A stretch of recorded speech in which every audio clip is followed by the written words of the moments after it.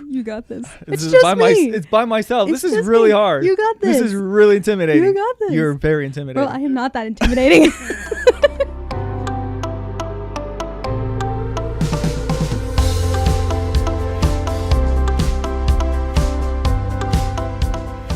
Welcome to the Friend of Sinners podcast. I'm your host, Andrew. Today, we have my friend, C, here. She's just going to be sharing a little bit into her story and testimony. And for those of you that don't know, C is also part of the crew with the Friend of Sinners podcast. So she's working in the back, helping as far as a lot of emotional support, but just general support too. Yeah, apologize. We don't have Josh or Jonathan here today, but we're going to be talking to C, so we technically still have enough people in our own crew. So go ahead, C. Tell us a little bit about yourself. Well, hi, I'm C. C. I don't know. I am 24 years old. Yeah. I am originally from Denver, Colorado. Yeah. I'm a huge... Were you born there, or were you just like lived there for most of your life? I lived there for about, either like 11 years. Okay. And then after about 11 years, my family and I moved to Lubbock, Texas, and we were there for 2 years. And then after that, we moved to Nixa, Missouri for 9 long, miserable years. Miserable years. Misery? Yep, right? Pretty much. It's all misery. Missouri. Yeah, sorry. Then after I'm funny those, sometimes. After those 9 miserable long years, my family and I moved here to Venice, Florida. Mm-hmm. We've been here for 2 years now. So. Wow, seriously? Mm-hmm. Yeah, it's only been 2 years. I seriously feel like I've seen you around longer than that. No. Well, I've been coming to our young adults group for the same amount of time. So, literally, the moment we moved down here, I think it was 2 months after we moved down here, I automatically joined our young adults group. I feel like, man, does time go by too fast? Like, I seriously feel like I've known you guys like longer than that, and then I'm like, okay, it hasn't really been that long. Nope. Well, welcome. And so, yeah, as far as we're gonna be kind of digging a little bit back into your life, and as far as what do you enjoy doing today? Well, I'm a huge music nerd. I love music. Yeah. Music is my life, especially Christian hard rock, Christian heavy metal, metalcore type style of music. Honestly, aside from the Lord, I cannot live without that kind of music. Yeah. Why didn't we have her on for our last episode? Or no, the 2 before this. For Larry's episode. Yeah, right? I love doing that. Currently, I work as a barista at Starbucks, just trying to save up money to eventually go to cosmetology school, and also to kick off more of my music career that I'm hoping will take off, hopefully doing tours and all that kind of stuff. Yeah, briefly, that's my dream. Yeah, briefly hit on that. You're doing music? Right now I'm kind of on just like a little bit of a hiatus, just because I'm a little burnt out, just because I have been doing music since I was like, oh my gosh, 4 years old. Seriously? And it honestly was nonstop up until maybe age like 21. Honestly, when COVID first started, that's when it like shut everything down for me. Really? Yeah, I even went on my first tour right before the states had like shut down. You had a tour going on. It was a very strange time, actually. Yeah, I was on a 2.5 week long tour. Thankfully, we only had about, I think it was only like 3 shows that canceled on us. But we were able to do, I think in total we had 11 shows. Okay. Something like that. We had a decent amount for just a 2-week tour. And yeah, thankfully only about like 3 people canceled on us. But yeah, that was a really interesting. And so like, as far as, is this like, you got a couple of friends, or is this, you just auditioned for some band or something like that? No. So starting at the age of 16, I actually started showing up at Christian rock concerts for like Seventh Day Slumber, Disciple, The Protest, and all those kinds of groups. And I would just help set up for their shows. And I would talk to them, and I would ask them for advice on either singing or what's it like being on the road, and just different stuff like that. I would even run their merch tables for them. I would do all kinds of different things. And just I made a lot of connections. I even met a lot of like concert producers. So through those concert producers, like I was able to do different shows and stuff myself. And actually the first show that I ever did as C was actually opening up for The Protest and Forever at Last, I think is their name. No way. It's been a while since I've listened to them. How many people was that in front of? Oh my gosh, like 20-ish, 30-ish people. Yeah. So it was very nerve-wracking. I was 18 at the time. Yeah, no kidding. When it happened, and yeah, that was very when we're nerve-wracking. 18, we're doing class presentation. It's already nerve-wracking, let alone you're performing in front of a bunch of strangers. Wow. Yeah, but thankfully, like all the people who were there were all the people that I had met at shows just around town. Yeah, yeah. And two, like I knew The Protest well enough. I literally call them my brothers, just because they helped me through so much during that time, and it was super helpful because The Protest, aside from my parents, actually stood right there in the front row. Really? Just like cheering right you on? there at the front of the stage, just like that's cheering good. me on. And anytime I got nervous or whatever, like they picked up on like my nervous habits real quick. Uh-huh. And so I would like look over at them and they would just be like, "No, you're okay. Like keep going, keep going." Yeah. You know, they would like, give a certain facial expression or something. And I'd be like, "Oh, okay, I'm fine. I got this. You got it. And I just kept going. But no, that was a pretty wild time. So, yeah. But back to the tour. So go. one of the bands that I had actually met, they had called me up and said, "Hey, we're thinking about doing a 2-week acoustic tour. Are you interested?" Because at the time I was an acoustic artist. Right now I'm in a strange transition from going from acoustic to Christian hard rock / like metalcore type stuff. And so they were like, "Hey, we're wanting to do an acoustic tour. Do you want to join us?" And I was like, "Heck yes. Like, let's go. I totally want to do this." And so, just hopped on the tour bus with them and just went for it. Yeah, just went for it. All right, we're gonna go 2 episodes back for just a brief second. Okay. Can Christians listen to hard rock, Christian music, whatever? And Matt's saying no. So, the way how I personally look at it, which Larry kind of talked about it a little bit, it's like, how is it affecting you when you listen to the lyrics? Obviously when it comes to Christian hard rock and all that kind of stuff, God literally used Christian hard rock, Christian metal, Christian metalcore, all that to literally save my life. How so? How did that like? So I'll explain that later. Okay, well, so that's part of it. Okay, that works into it. Yeah, okay. But no, like when it comes to those kinds of groups, it's like, like literally if you listen close enough, if you can get past, the twanging guitars, the screaming vocals and all that kind of stuff, there is a Christ-centered message in pretty much every song you listen to.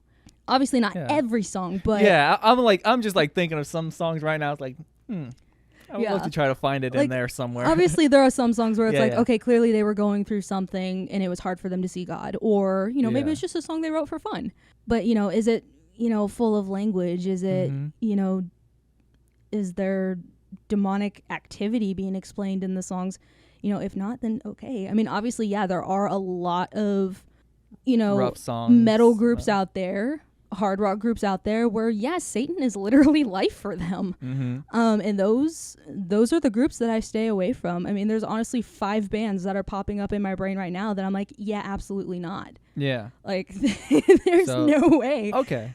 So you kind of distinguish between like, okay, there are some like the heavy rock is good, but there are some who do not follow that camp because of what they say, and then there are some who somehow uplift Jesus in that for you, or speaks in a good way. Yeah, and I mean, there's even secular, metal groups or hard rock groups that I'll listen to, but it's more so because it's like, hey, the lyrics are clean, and like in my conviction, I don't feel like I'm sitting there going, oh my gosh, like Satan's sitting next to me. To where, like I said, those few bands that I can think of, even when I just like look at some of the attire and stuff that they wear, or even their merch that they sell. Like I get spiritually uncomfortable. Oh no, I can picture a few. Yeah, I can picture a few shirts and like people like outfits that they're wearing. Like I can imagine. Depending on what they stand for, what they write, how they present themselves on stage, use your conviction. If you don't feel right about it, then stay away from it. But if you feel, if you're not feeling that stirring, you know, like you're not feeling spiritually uncomfortable, or 2, you feel like you're actually being led closer to the Lord. So today, you're a Christian, right? Yes. Were you always? I mean, were you brought up in a Christian family? Did you kind of have like a coming to Jesus later on? Tell me a little bit more about that. Yeah, so I grew up in a Christian household. I got saved and baptized at the age of 8 years old. Wow, and that was all young. Based off of my personal conviction. My mom was very good. Well, my dad too. But my dad was away on like work a lot just because he worked for the railroad, and so he was constantly on call and stuff like that. But my parents were both very good about teaching me about the Word of God, and, you know, letting me know how much the Lord does love me despite my sins and different stuff like that. And so at a very young age, I was just like, yeah, I love Jesus. And so any chance, even at a young age, any chance that I got to be in a church building, like I was there. Like anytime the doors were open, I was there. So I did his kids choir. I did Awana. I was in the church youth band in both middle school and high school. Okay. So you were really like full-time involved in this. You were like... I just loved the Lord as a kid. I mean, I still do. But no, like I was on fire. I was just like, yeah, I gotta tell people about Jesus. And were you one of those wild kids that like, oh, you gotta know about Jesus or something like that? No, I literally would find random kids on the playground, or even people on the airplane, people in the grocery store, and I'd be like, hi friend, do you know about Jesus? Like, God I was literally that kid that just walked kids up to people and said bright that. today. I don't understand. Man. Yeah, no, I was a wild kid, and I would get into like the craziest conversations with people at the age of like 8, 9, 10 years old. Yeah. Even at 6 years old, like I was telling people Jesus, and I even had one of those colored bracelets, the red, green. I can't remember those bracelets. Is it the one with like the different verses on it, or? No, it was like the red bead. Like you got to make them at like VBS and stuff like that. Okay, where it was like the red bead meant the blood of Jesus. The white bead was your sins were washed away white as snow. And so I literally walked around with that. And, you know, if I found that random kid on the playset or whatever, I'd be like, hey, do you know about Jesus? And they'd be like, no. And I'd be like, well, do you want to talk about him? He's super cool. They'd be like, sure. And I would use that bracelet to like share with them. Wow. So it's like the Romans Road, but like on a bracelet with color beads. That's pretty cool. Yeah. So no, did VBS, did D Now. I went on a lot of, what are they called? Like summer youth camps. Like, yeah, I was always like, I was invested. Wow. Like Jesus was life for me as a kid. His life for you was very lit back then for you. You were just all out. I was like, I got it. Like I had that childlike faith of just like, you know, I even believe that like if you fell off the playset and I don't know, you got a broken bone, Jesus would heal you instantly. And that's like, so awesome. That is so wholesome to hear.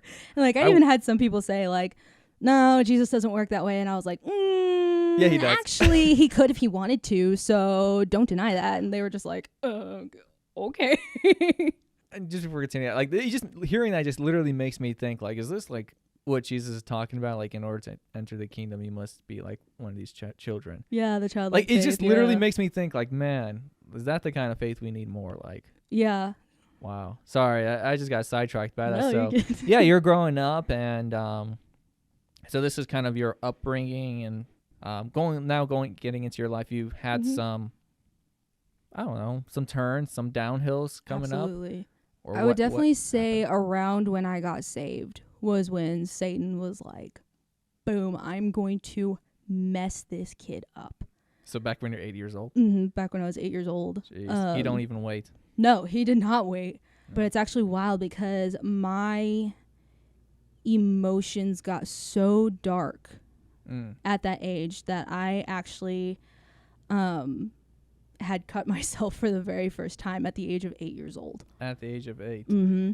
Wow.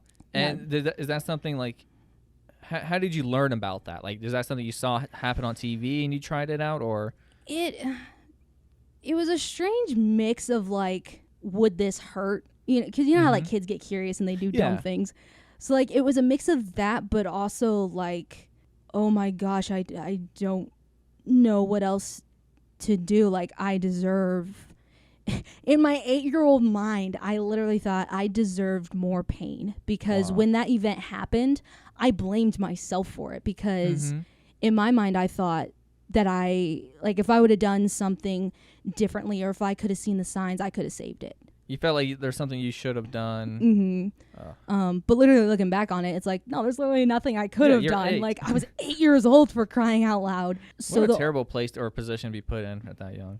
And just again, sorry for the viewers. She's got to keep some of the details vague, just for as far as personal and safety wise. So I just want to apologize ahead of time, but continue on. Sorry. Yeah, no worries. But no, so I literally told myself, like, I deserve pain. I just deserve it, because everything is my fault, even though it wasn't. But I strongly believe that it was at that time. And so, but it was also around the time when a celebrity that I highly looked up to, Demi Lovato, was going through all her stuff as well. And so there was a slight influence on it of like, oh, okay, that's how she's dealing with her pain. Well, me as an 8-year-old, seeing her as like, this icon that I looked up to in a way, just because I was a huge Camp Rock fan. So I loved her and the Jonas Brothers to death as a kid.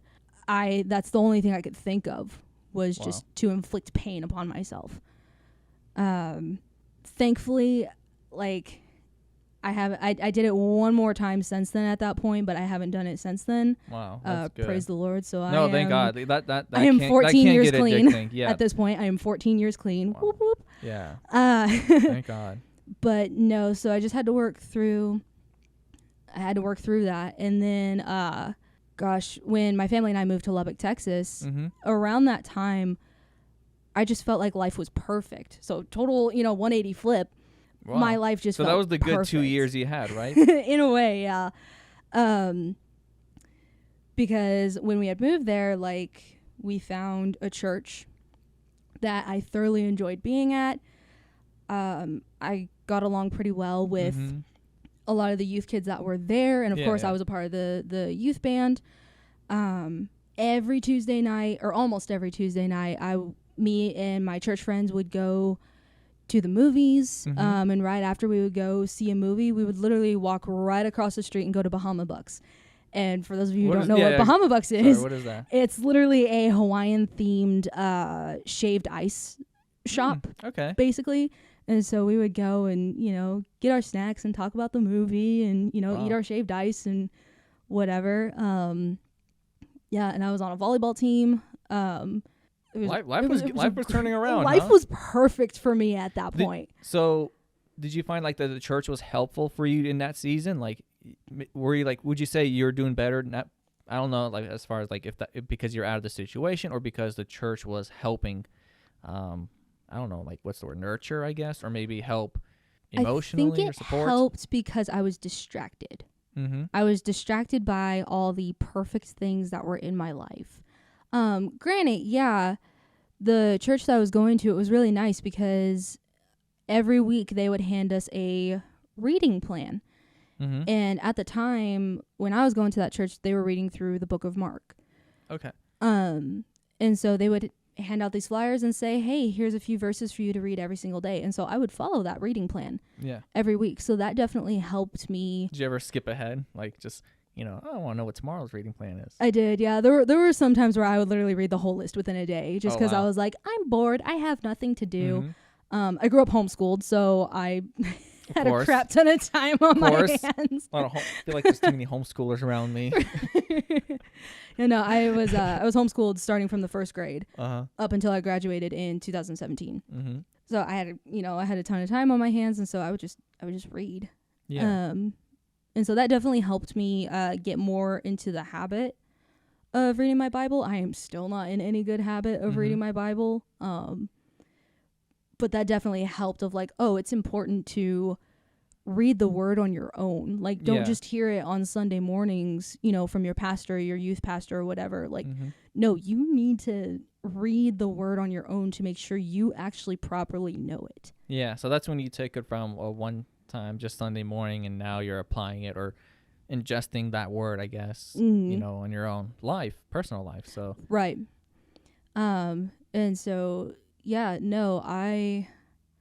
so like on top of that, but no, like I said, I was just distracted from, all the, I guess you could say, the demons in my life that were trying to attack me. I was just distracted.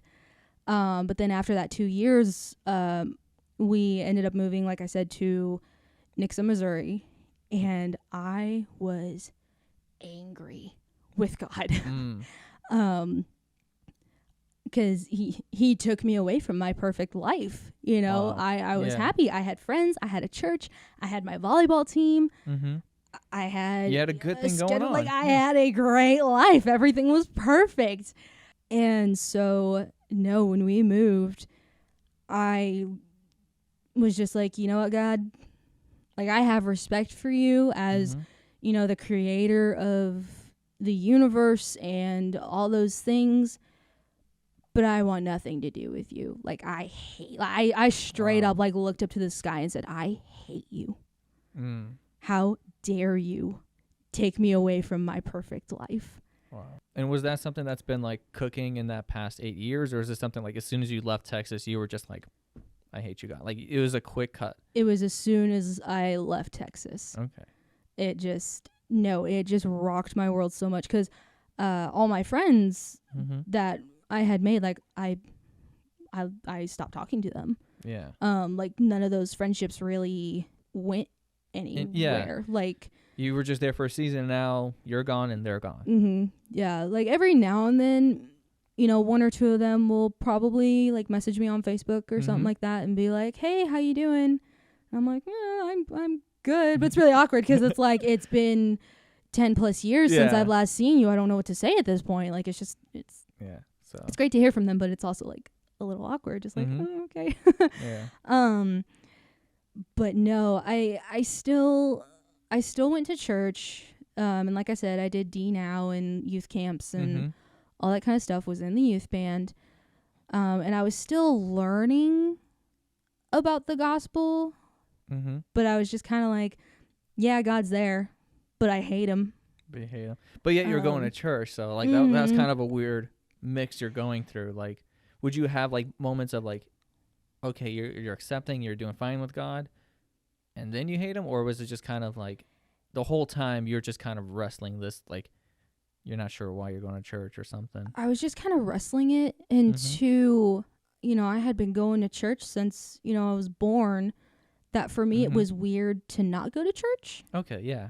And so, like, it was just kind of a habit. Yeah. Basically. So I was kind of... So what you're used to or familiar with. Like, I was going because I knew, like, that was the right thing to do, even though I didn't want to be there. But also at the same time, like, it was just habit, it was like you the were cultural expected. thing to do. Yeah, you were expected, or that's what you were supposed to do. Okay. Yeah, like, I still had respect for God. I just didn't want anything to do with him. Yeah. Kind of thing. Like, yeah, he's cool, but I just don't want him near me, kind of. Yeah. But it was also weird because I also still had that desire to serve him. Even though I was just like, yeah, I want nothing to do with you, God. Yeah. But there was still that desire there to be like, yeah, I want to do things that are pleasing and pure, in the eyes of the Lord. But no, during those years, starting from when we moved to Nixa, I fell into a deep, deep depression. All right, that's 2 deeps right there. All right, let's go and in. It got to the point where I became suicidal. Because of it, like, because I just felt so hopeless and so just felt like my life wasn't worth anything. And the thing that it didn't help me, but it definitely helped me cling to God a little bit, despite the fact I didn't want anything to do with him, was I kind of got a little bit curious about the spiritual realm. Okay. And so I started watching trailers for horror movies. Hey, we just talked about right? That. Why are we having you on more often? I literally for stuff like Insidious, The Conjuring, intense, paranormal, even the Paranormal Activity movies. Like, I would just watch the trailers over and over and over. I never watched the movies, never seen the movies, but I watched the trailers. Okay. Over and over and over again, because for some reason I thought that if I watched them enough, I'd be numb to it. Because I always had this mindset of like, oh, I got to be brave. Yeah. Like, I'm a brave person, especially when my brother and I were abandoned. Like, I swore to myself on that day that I would never cry again, that I would always be a brave person. And so I thought, watching a lot of these horror movie trailers. Yeah, you thought. I thought, okay, this will add to my bravery. I'll become, even more brave as I watch these. No. That it didn't help at all? No. If anything, I actually started having weird activity in my room. Okay. At night. How so? There were times, you know how sometimes when you're falling asleep and your body does that weird like jolt thing or whatever? Yeah, and then you freak out in class and everyone looks at you. Yeah, okay, yeah. I got that feeling. I would have a similar feeling like that, but it felt like I was being pressed down into my bed, and then I would hear my name be screamed into my ear. Like, it wasn't like a whisper, like it was a straight up scream in my ear of my name. That happened a few times. I would hear footsteps walking around in the carpet in my room. There was a constant dark, creepy presence constantly just sitting. Is this like in my your room. in particular? So is this something you feel like is more in your room specifically, not just the house, but like your room it was the my place? room that had just this presence. And yeah, there was even one time I was just putting my laundry away into my closet, and it just felt like there was a portal that had opened in my closet specifically, which was strange. It was just like, okay, my closet of all places. Yeah. And it just felt like something walked through my closet, and I couldn't see what it is, but in my mind I could make out the shape of it. Yeah. And at that time, it was when I healed a little bit, but it had me so freaked out. I went upstairs because my room was in the basement of our house at the time. I went upstairs to my parents. No wonder why you were scared. The basement's always the worst place to be at. Right? I know. I went up to my parents just sobbing, freaking out. And they were like, what's wrong? And before I had gone upstairs, I literally threw my Bible in front of my closet because I was like, no, I'm going to keep that thing at bay by putting the Bible there. Like, because I was like, okay, I know the Lord can help me, but I'm so freaked out. Like, I couldn't say a prayer myself because I was so like trapped in fear. And so I went running upstairs to my parents, and I was like, Mom, Dad, like, help me. There's a demon in my room. There's a demon in my room. And they were like, what? How did, like, what do you mean there's a demon in your room? I was like, there is a demon in my room. Wow. Like, please come help me. And they were like, just tell it to go away in Jesus' name. Like, that's all you got to say. And I was like, I know, but I'm too scared. I can't. I don't know. Like, it just, fear just overcame me. But that was the response. Your kid's freaking out, and you're just like, pray. I guess you had so much childlike faith. They probably just thought, if anyone can do it, it'd be you, right? Right. Yeah. Yeah. They were like, honey, like, you got this. Like, you can do this. Like, go. And I was like, no, I'm telling you, I can't. Like, I can't. Wow. And this was too much, huh? It was just so overwhelming and so dark, even though I had dealt with other, dark things in there. Like, that just was the cherry on top with everything that I had experienced. And so as this stuff is happening, are you still like trying to watch horror movies, or is that like that was your wake up calling, like, I'm done with that stuff? No, I was still watching it. I continued to watch it for some strange reason. I don't know what was wrong with me. We don't learn our lessons. I feel like this is something like I have to like repeat. Like, I wish I can repeat more. We don't learn our lessons. And I'm a stubborn person as it is. So, it's one thing for like someone to not learn. For me, it's like I have to learn it like 5 times before I'm like, yeah, okay. Yeah. Wow. I'm so stubborn. Wow, we really are. Yeah, sorry for cutting off. I was just curious to see that. But. Yeah, no. And so my parents, like, once they realized like how paralyzed in fear I was, they said a prayer for me, and then they walked down with me to my room. But then once we got into my room, they felt the presence, and they had the realization of like, oh crap, yeah, this is a legit issue. Like, she's not kidding around. Like, not that they didn't believe me in the first place, But reality just But they thought you're hit just them. a kid, you're overreacting, and they're like, "Uh-oh, there's something." Yeah, because I think I was maybe around like 16 or 17 Oh, okay. when that happened. So Okay. yeah, I was like in my teen Yeah, years. so this is a little bit more later. So yeah, they came down with me, and they prayed the prayer like, begone in Mhm. Jesus' name and all that kind of stuff, and you literally just felt him disappear. Like he went back inside the portal in my closet and the portal shut. Wow. Like it was like this whole, I don't know, it was strange, and praise the Lord it has not happened again since then.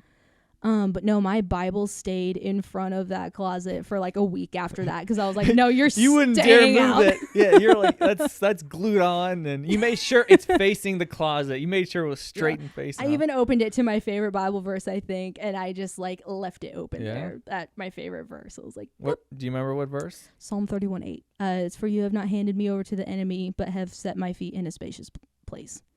Wow. So look at that. Wow, she was quick to repeat that. Memorize your scriptures.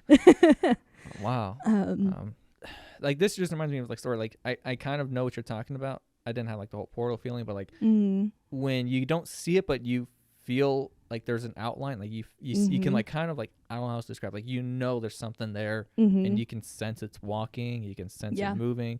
So like when you're saying that, I'm like, oh, I know that feeling. Like, yeah, you of all people would know. Yeah. So yeah, that's definitely one of those surreal moments. It's like it's harder to describe, but yeah. Did it give you a little bit of relief that your parents were like, huh, there is something wrong? Or did you think like did you think for a moment it was just you're being crazy?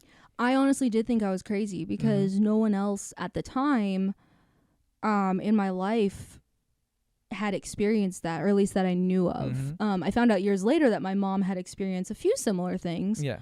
But nothing to the extent that I have. But no, at that time I thought I was absolutely insane. I was just like, I'm hearing things, I'm seeing things, like, oh my gosh, what is wrong with me? But then yeah, when they had the reactions that they did, I was like, oh, thank you, Lord. Like I'm not crazy. Oh, okay. Yeah, like glad to know I'm not crazy. Yeah, like it's not just you. Yeah. Yeah. So that was really nice. But yeah, no, starting from like age 13, up until like age 18, 19, I had dealt with a lot of very awkward, uncomfortable, like demonic type presence and stuff like that. So this was a common thing for you to deal with, like related to that kind of experience. Yeah. So yeah, during those years, like life this was is all in very Missouri, right? dark. Or Missouri. Yeah, Missouri. Yeah. Yeah, life for me was very dark in my teen years. And at one point we had started going to this church in Springfield, which is like a 20-minute drive north from Nixa. Like it's very close. We started going to this church in Springfield. The youth pastor there, like even on the first day that we were there, I noticed something was off. About the youth pastor? About or the about youth the church? pastor. Okay. The church itself was fine. Like it had a great congregation. The pastor was, pretty good to a certain degree. Up until this situation that I'm about to mention happened, I realized, oh, you're not as great as what everyone in this church believes. Not entirely, but I would say he's a coward. Okay. But no, I had been going to this church, and at the time, my male best friend at the time was also going there. But it was unfortunate because at that point, our friendship was very rocky and just very awkward, because he was very upset with me for not dating him 3 years prior when we had first met and became friends. And so there was a lot of bitterness. Yeah. A lot of arguments, a lot of just... Which is excellent foundation for any relationship, if you ask me. Right. So. Yeah, and so it was just a very rough friendship at that point. But we were still very, very close. I mean, my gosh. Because you've known each other for a while. For about 3 years. I mean, we could... Like, literally, we had the type of friendship where we could read each other's minds And we had so many inside jokes, and we communicated based off those inside jokes. And everyone around us was always so confused. Like, you just give a look, and you instantly know what you're trying to tell each other, what inside joke. No, he used to do this thing because he had tried to be on American Ninja Warrior. So he was very fit, very athletic. And he would literally yell from out of nowhere. I had no clue where he'd be coming from. Chaos was my nickname from when we like played laser tag or whatever. He would go, "Chaos, don't move." And I would stop dead in my tracks and duck my head, and he would literally jump right over me. Like, we had that kind of friendship. Like, it was wild. A lot of trust. Yeah. And so the fact that we were very quickly losing that just added to my darkness. Yeah. But then as we continued going to this church, I noticed that I was becoming very targeted by the youth pastor. And just how he would come up and talk to me. Like, it's one thing for a youth pastor to walk up and talk to, the students or whatever, but like, it was a little extra towards me. Okay. Like, it was just very out of place. He got a little extra giddy. At this time, I was about 16. Or no, I was 16. And he was 25. So he was a very young youth pastor at the time. Yeah. And I just got very uncomfortable. And then I noticed how he also slightly targeted my brother in the way how he was constantly just giving my brother gifts. We would have these massive bags of candy that he would give out to us. But then he would give whatever was left over to my brother. Or we would have boxes of donuts. They'd go to my brother. Like, everything went to my brother.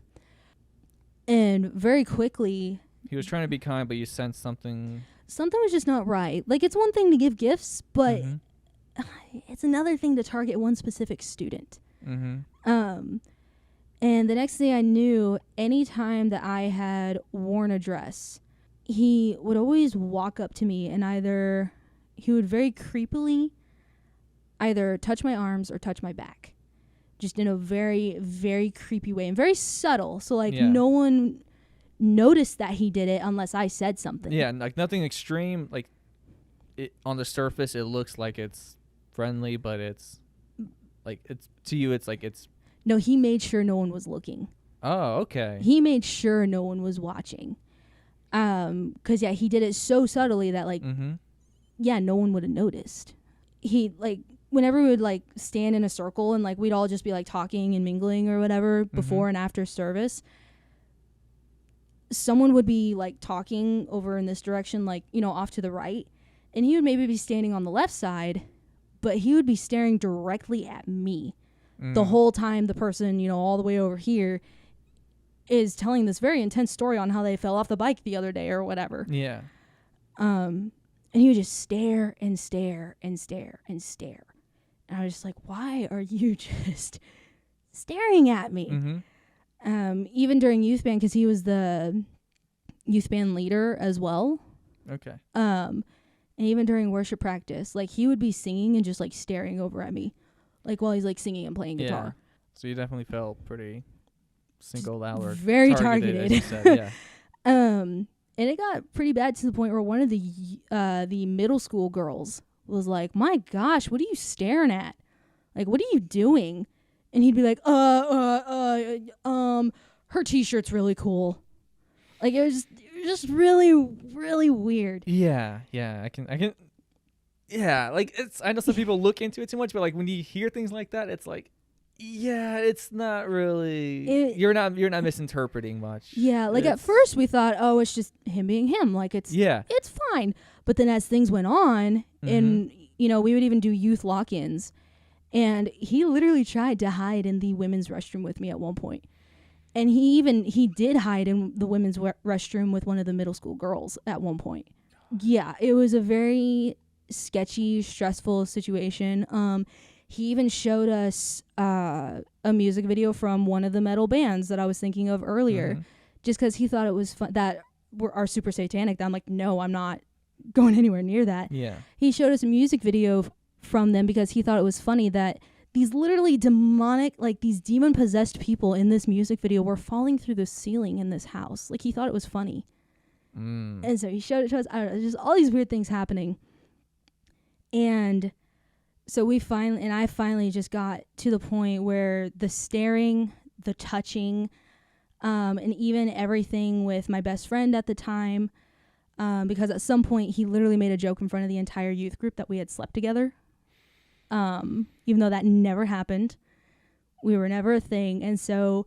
But like you never first announce, even if they were to happen, that is not your place to announce. And again, you're saying he's like a youth leader or something like that, or no? So my best friend at the time is the one who made the joke. Oh, he made the joke. Mm-hmm. Oh, that you know that was even stupider. But yes, right. But that was his way of getting stupid. back at me because he was mad at me for not dating him. Mm-hmm.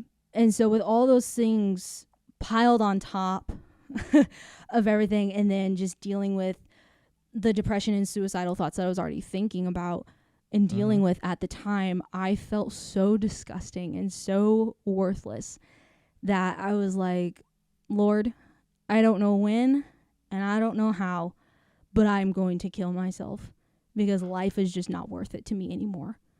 I'm not worth anything. My life is not going anywhere. What's the point? So just so you know, Lord, I'm coming to meet you soon. Is basically what I said to him.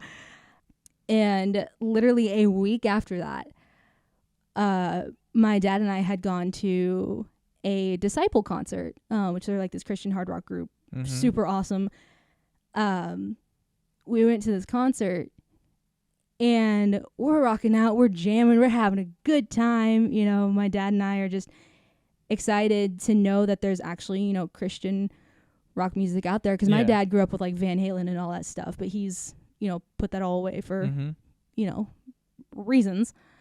And so yeah, we're jamming out, and next thing I know, the lead singer stops, you know, the whole concert, and he starts to give a sermon in the middle of the concert. In the middle, huh? Yeah, like, and you know, like after going he played a few songs and then stopped, and then it was like a 2-hour long show, and about an hour into the show, it was like, all right, we're gonna start, you know, doing this sermon thing.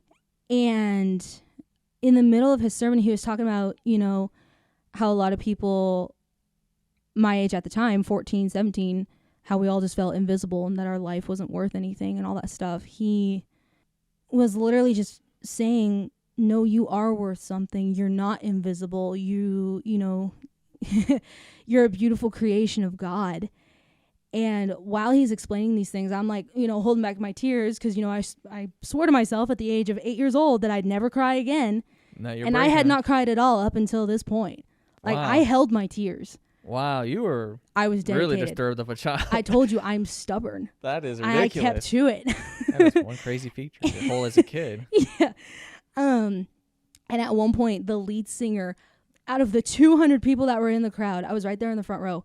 The lead singer straight up looked me dead in the eyes, and he said, "I love you. God loves you. You are not invisible." Verbatim, those were his words. Straight to my face. And this is while looking at you directly. Looking at me directly out of the 200 people in the crowd. And I lost it. I bursted into tears. Because I was like, first of all, God, what the heck? Like, do you really love me? And yeah, at the time I was a borderline feminist because of all the issues I was going through with just men at the time. And so I was also like, of course, how dare this man, what's going on? This stranger straight up look me dead in the eyes and tell me he loves me and actually mean it. Wow. It was genuine. And to hear that I was not invisible when I had felt invisible for so long was just so healing. Wow. In a way, to finally hear that from somebody. And so, no, I was sobbing that whole time. And one of my concert buddies at the time, she had this beautiful cross necklace that she was wearing, that she had put onto me while I was crying. And she was like comforting me. And my dad was standing behind me just like praying. I had a whole bunch of people just around me just praying and telling me that like it's going to be okay. You know, we're here for you. We love you. Like all these things. I'd be so much more anxious that people are like giving me. I'd be like, I wish I was invisible at this moment. No, wow. I had felt. That's the thing. I was in so much darkness at the time that when those people actually noticed me, I finally felt worth for the very first time in years. Wow. I finally felt worth. I finally found a place where I belonged. I finally knew that I was actually cared for. Even by a whole bunch of strangers, I was just like, oh my gosh, like all these strangers are telling me they love me and all these different, like, wow. And so after the lead singer of Disciple had given his sermon, they played this song, Dear X. Dear X, You Don't Own Me. Yeah, I love that song. I know. Such a good song. I didn't know that's them that played. I'm really not good with music and knowing who plays what. I didn't know that was from them. That's actually a really good song. No, I got you. Wow. No, I was screaming the lyrics of that song because I was like, you know what? I'm never going back. He even did an altar call, and that was the night that I had given my life back to the Lord. I was like, Lord, you know what? You've gotten me this far. I'm going to keep going. And when was this? Do you know how old you were at the time? I was 16. So it was December 6th of 2015. Wow. That was the day. And so, ever since then, it has just been a major healing process. I had gotten rebaptized on August, I think, 13th of 2021. Okay. I had gotten rebaptized, and was that here in Florida? No, it was actually in Texas because I went on a youth camp event with this really cool organization called Behold Israel. And so, while I was there, I was like, you know what? They're giving the option for, people who want to get baptized, baptized. I was like, I've rededicated my life. I'm going to do this again as well. Wow. And so I went for it. It definitely has not been easy coming out of, depression and suicidal thoughts and feeling self-worth as a woman. Yeah. And, even my struggles at the time, being borderline feminist, even coming out of that mindset as well, was very difficult for the longest time. But no, thankfully, like I've healed a lot. Wow. From that. No, you're doing well. Like here you are just now sharing this in front of people and like, wow. I'm the only female here, in a group full of guys. So if that says anything, there you go. Only 3 of us. It's a large group, I guess, but well. Yeah. Wow. No. And so I love that. Like you're coming out of this, and how quick did things shift? Like once you rededicated, once you said yes to Jesus, did you like all of a sudden like not deal with depression for a bit, or was it just getting less and less? No more suicide? Like, oh no, Satan attacked harder. Attacked harder, huh? He attacked harder because he knows how stubborn I am. The fact that he didn't kill me the first time, he's trying harder. Yeah. And quite honestly, even just earlier this year, I was going through some stuff earlier at the beginning of this year, and I actually almost drove straight out into traffic at one point because I was just in such a dark place. But thank God the Lord was like, nope, see, like, come on, like, stay here with me, stay here, like, come on. And I had remembered my promise that I had made at that concert that night, that I made a promise to live. And so when I remembered that promise, I like slammed on the brakes and I was like, no, Satan, you're not winning. Like at this point, and Satan so this is knows still a fight going on. It's still a fight, but Satan knows that the only way to stop me from continuing on living out the will of the Lord in my life and spreading the gospel to people, Satan knows the only way to stop me is to kill me. He knows at this point. So it's not going to happen. Yeah. I imagine, what's it like Travis is talking about, like Paul is like to live is Christ and to die is gain. Like you can't do anything with this person. You either you kill him, that's gain. You don't, it's living for Christ. Or, right. But no, because I think honestly, like just, again, I feel like I've known you more than 2 years, but it's so... I'm really bad with time and keeping up. I mean, right now we're... oh, wow. Time is gone. I really am bad with time. But, like, just I've seen you, like, just kind of grow, and, like, you played even music in front for us, and, like, which I thought was awesome. I wish we had more of that. Like, because, I need to learn more worship songs. Yeah, you need to learn more worship songs. But, like, it was just awesome having you on, and just seeing you continue on with the group and continue on growing, and... I think it's so cool that like God put you in this church, put you with us, put you with these friends here, and like I think God is really helping you, and it's awesome. Yeah. That's awesome. How have you felt about Florida since? Have you felt like this is Texas 2.0 or better? In a way, like I will say, life is definitely not perfect, but honestly, I would much rather have what I have now than to have that perfect life that I had before. Wow. You really did mature. Even though like, I'm in counseling. I'm still, battling with depression, and the few times where I get into a super dark place that I think about, dying and stuff like that. But just the way how I've grown in the Lord, and the fact that the experiences in life that I have had ever since that time that I rededicated my life back to Christ, I've been able to go to South Korea for 4 months on a mission trip and, spread the gospel over there. Yeah. Not Which once, but twice. That was cool. Yeah, that was cool when you went there. I remember you sharing some of the stories. And, not even just when it comes to spreading his word to people, just life experiences that I've had just in general. I have learned that life is worth living. Even when you're in those super dark places. Sorry, that's a hard lesson. When I grew up being depressed and suicidal, that is a hard lesson to learn. It is. It's a very hard lesson to learn. But once you learn it, oh my gosh. Like, it gives you a whole different perspective. Yeah. And ever since I gained that perspective, like I said, Satan knows that the only way to stop me from spreading the gospel and living life and doing what the Lord wants me to do is literally to kill me. Depression's not going to stop me. My anxiety and panic attacks that I, have started having the last couple years are not going to stop me. You're just going for I'm stubborn. I'm going for it. Wow. It's so awesome. Like, it's so wild. You're here, you're talking about this dark story, and yet you look beautiful, like bright. You're just like, you're giving off this energy, and it's like, but like, yet you're going through all this in the background, and it's, I don't know, it's just, I find it so wild. And like, here you are and just glowing with that. And that's awesome. I'm so glad what God's done in your heart and what he's done in your life. Thank you.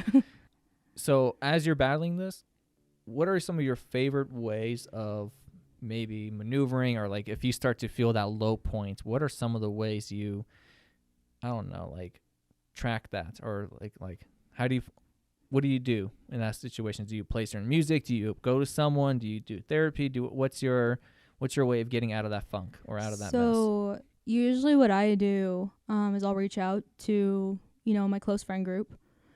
And I'll just be like, hey, guys, like, I'm dealing with this. I don't know what's going on. I don't know what's triggering it, but I'm going through this right now. Like, please pray for me. So I'll do that. I'll even pray about the situation myself. And then, I'll turn on that music. I'll either turn on Disciple. I'll turn on Memphis Mayfire, The Protest. Yeah. Whatever it is that I'm, feeling music-wise in that moment. Sometimes I'll even just turn on worship music, because sometimes that might be a slightly better option. Yeah.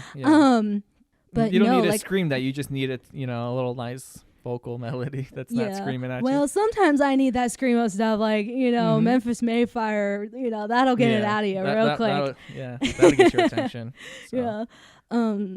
So no, like I said earlier, the Lord used that music to literally save my life, because that's the music he used to help me overcome those dark moments and help me process my thoughts. Because, those lyrics helped me know that I wasn't alone in those times as well. And so, that's my go-to, is just asking for prayer, praying, and then just listening to some music. Wow. That's my go-to, or even playing guitar myself, because that's very therapeutic. And if that doesn't help, then I'll draw a picture of what I'm feeling. Really? So do not look through my my sketchbook, because there's some dark stuff in there.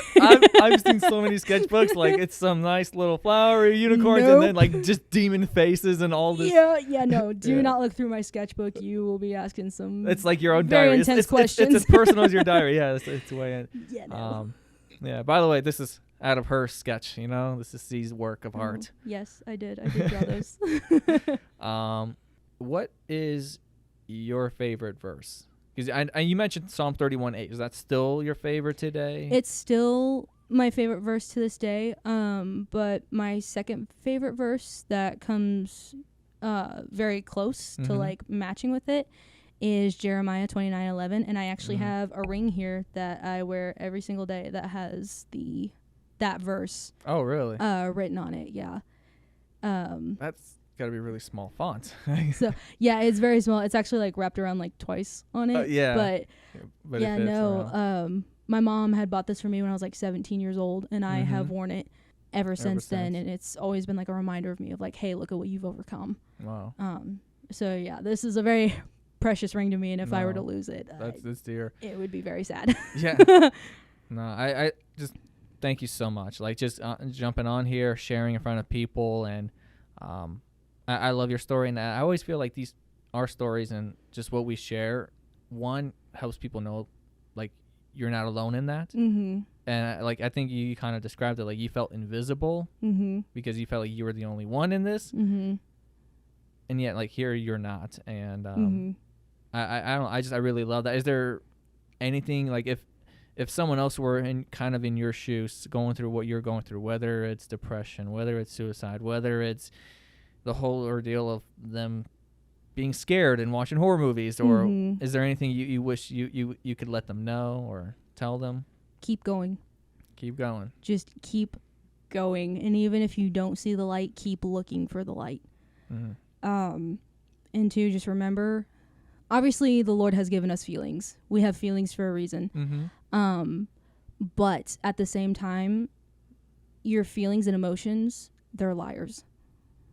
Do not believe the lies that you so strongly believe, which I know is so much easier said than done. Because I was once that you're way in for it, it's so hard. long. Yeah, it's hard to get around once you're in it. But once you get out of that, you'll realize how true it is that your feelings are such liars, and those feelings and those words have absolute no value whatsoever to how valuable you actually are as a person, especially as a child of God. Thank you, C. You're welcome. Would you like to shout out your music? Oh, come on. You're gonna like get like 5 more viewers or listeners.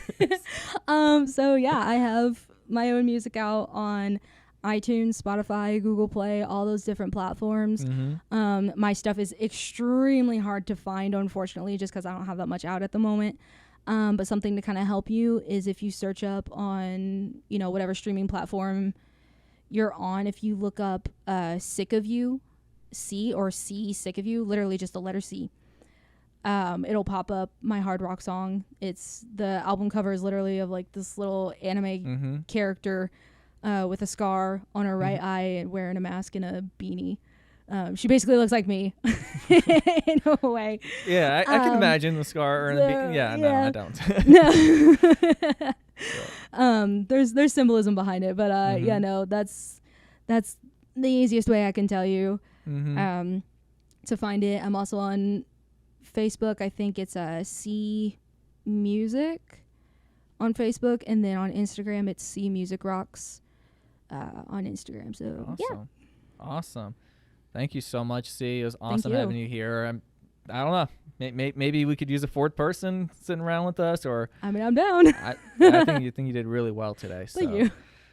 Thank you guys for listening to our little spiel or C story. I actually really enjoy this. Stick around and have yourself a wonderful day. Woo-hoo!